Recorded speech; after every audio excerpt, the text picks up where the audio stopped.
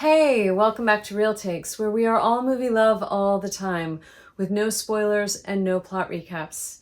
I'm Ann Stott, and tonight is Thanksgiving Eve. It's the Wednesday before Thanksgiving, as most of you know. So I want to start the show a little differently. I want to tell you that I tape these shows in Cape Cod, Massachusetts, which I believe is stolen land. I want to acknowledge the Nauset people who are the original physical and spiritual stewards of this land. And I want to acknowledge the Mashpee Wampanoag tribe, the people of the First Light, who are the current tribe of Cape Cod. I want to offer my respect for the incredible strength of will that it has taken for Indigenous peoples to survive on what was once called Turtle Island. And it is my hope that we will all turn to the elders to learn how to be better stewards of the land going forward. So tonight is the beginning of the holiday season.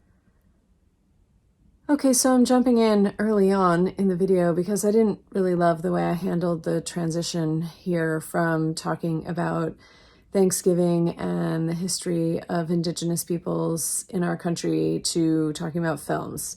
And I realize now that, I sort of scheduled out the whole fall months ago based on new releases, and I just didn't really think about the holidays, and I didn't program for the holidays at all. Like I'm doing one anti-Christmas film, like it's set around Christmas, but it's not a holiday film at all.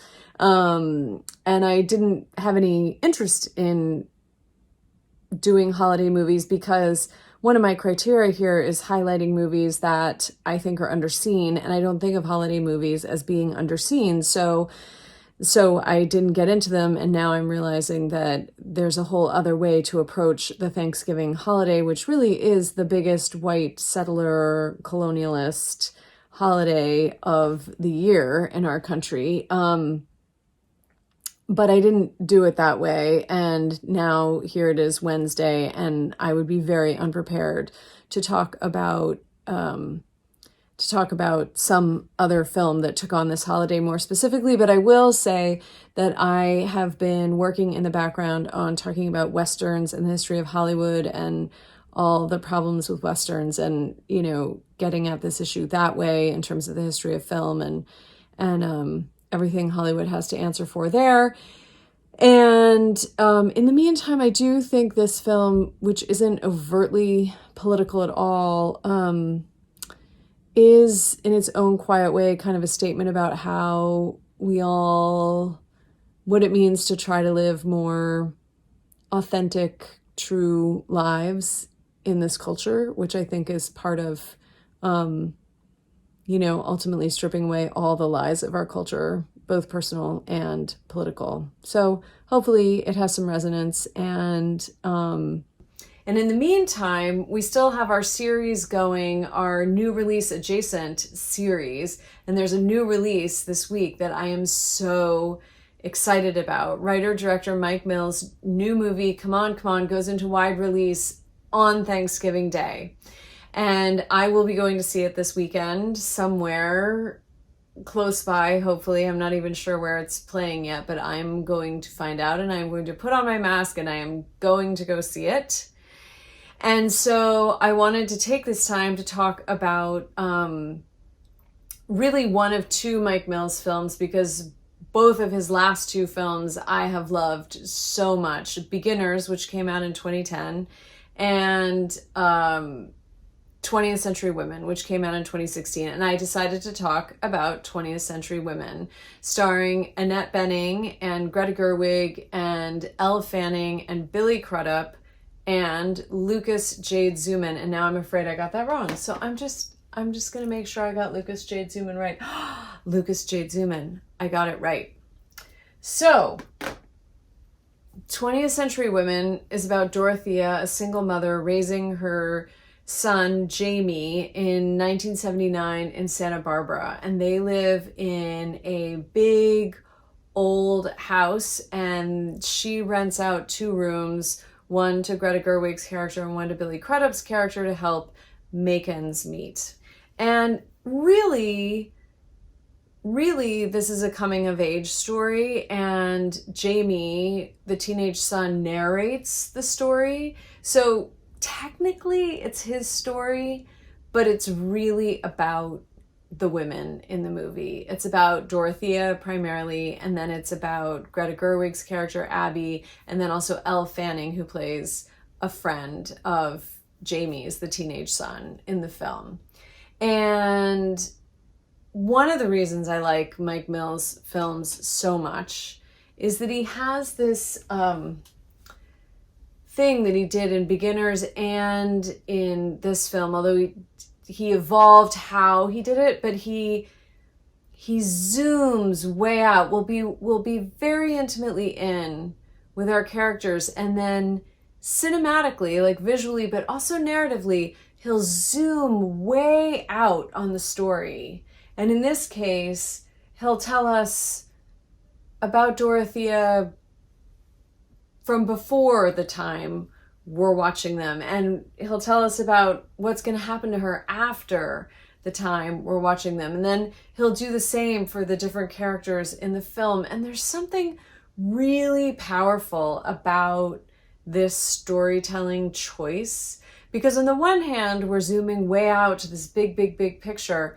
But there's something about how intimate Mike Mills gets and then how far he zooms out that actually, even though we're pulling out, it actually helps take us deeper into the character's loneliness, the character's heartbreak, the character's blocks, the character's challenges, and then bring us into the reality of all of our heartbreak and all of our loneliness and all of our challenges.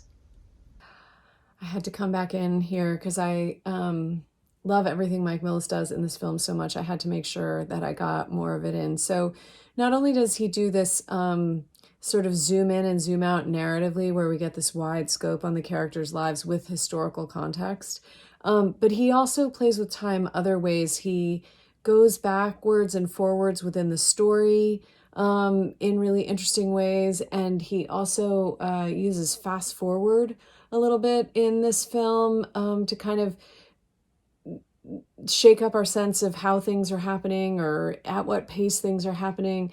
And in the audio commentary for this film, I'm getting a text while I make this. Wow. In the audio commentary for this film, Mike Mills talks about emotional time and experiential time versus linear time.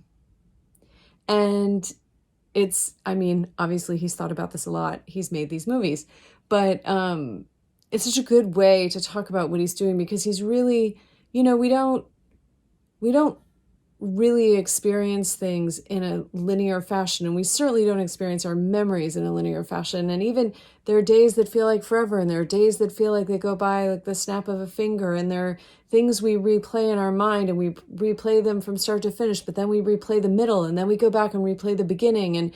And so there's a way that that the structure of the film works with how we emotionally experience our lives and our memories, as opposed to one linear time frame. And it has such a powerful effect. So I wanted to make sure I got that all in there. Woo. Now, both Beginners and 20th Century Women are autobiographical. Beginners is about Mike Mills' father, and 20th Century Women is about Mike Mills' mother. Although he has said that, he wrote the script and then he and Annette Bening did a lot of work to kind of co-create the character of Dorothea. So it's a hybrid of his mother and then what Annette Bening brought to it, obviously. And I just need to stop and talk about the incredible work Annette Bening has been doing over these last 10 years. I mean, her performance in this film is just nuanced and moving and intelligent, grounded.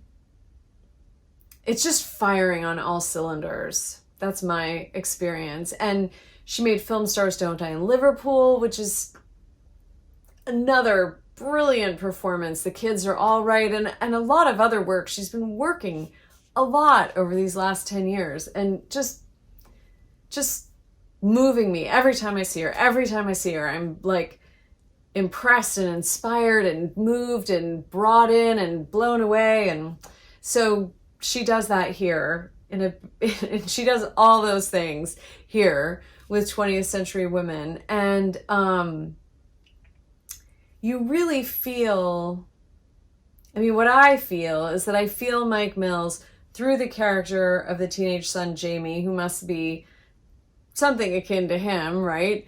Like his love for her and for, in all her complications, and for all the women in the film. And there's a space given to women in this film, and there are conversations between women in this film that I have rarely experienced in my film watching. I have rarely seen some of the conversations that happen between women in this film almost anywhere else in film, between women or female appearing people. And it really shows me, I mean, I watch a lot of film made by women, and obviously lots of realities are brought to the screen in those films that are vital and important. It's not like he's the only one doing it. I would never say that, you know, and I've been talking about films by women here. But there's a very specific appreciation and respect happening. But there's a very specific appreciation and respect happening. Okay. All right. I want to flesh this out a little. I want to do a Mike Mills. I want to get kind of, I want to zoom in on this moment, and then I want to zoom out on the moment too. So what I'm fumblingly trying to say here is that even though we have brilliant filmmakers, women who are, you know, working overtime against all the odds to bring, you know, stories about women to the screen all the time, the fact that I can watch this movie and still feel like this is a perspective or a window into women's lives that hasn't been shown isn't a statement about what isn't happening from other women filmmakers. It's just a statement about how few represent really nuanced, rich representations of women there are on screen still, and how starved we are for that still. And in particular, just zooming in a little bit more, I want to say there are some specific sexuality discussions here that are great, and again feel unique to me, and how he chose to represent these women, and it adds to the layers of love and respect that he's showing these women. But now I want to zoom way out and say that I think there's a way that love and respect was kind of imbued throughout the whole process, which is part of why this film is as special as it is. So Mike Mills in the audio commentary says that they had 2 weeks of rehearsal for this film, which is almost unheard of now for a film of this size. And then they shot for 35 days, which is also really unusual for a film of this size. I mean, many of the films we're talking about were shot in 25 days, 24 days, 21 days, 26 days. And Mike Mills said very specifically that he will choose not to have some, you know, big fancy piece of equipment so he can have more time, because having more time means the actors will be more comfortable and have the chance to give their best performances. And so that's a level of prioritization of what the director and actors need from each other, and love and respect that's moving to me. And also there's so much love and respect for the whole production design. He said that the music in this film, which I have barely even touched, which is so fantastic, and I'm a singer-songwriter and I haven't even talked about it, is basically it's his mother's music and it's his own personal playlist. and from playlist, not what he had in 1979, but his personal collection from 1979. And then the production design, there's all kinds of stuff all over the house that was his mother's. Annette Bening wore a bracelet that was his mother's, and Greta Gerwig is loosely based on his sister, and there are specifics from her that are in the process. He had Greta Gerwig interview his sister without being there. So they just had a conversation, and then Greta Gerwig brought stuff in from her. And I want to give a particular shout out for the hair in this film, because we live in such a presentational time now in terms of film and television. And often now films that are made today about the 70s superimpose that sort of presentational aesthetic on the 70s. And it really grates me when I watch those movies. And the hair is just perfectly imperfect in this film. So I feel like in the zoomed out macro view, there was just so much love and respect for every detail of this film, and it shines through. And I wanted to get that all in. Okay, zooming back in to the original show now. This is my idea of a fantastic, family-friendly, feel-good film. Like this is like, to me, this is a perfect holiday film, even though it has nothing to do with the holidays, because it's about how we all find each other and make community and help each other get through and bump up against each other.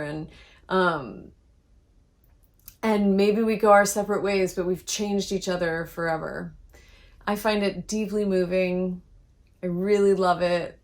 I hope you'll love it too if you haven't seen it. If you have seen it, please comment below. Please go see Come On, Come On. It's going to be beautiful. I know it already. And I will see you next Wednesday.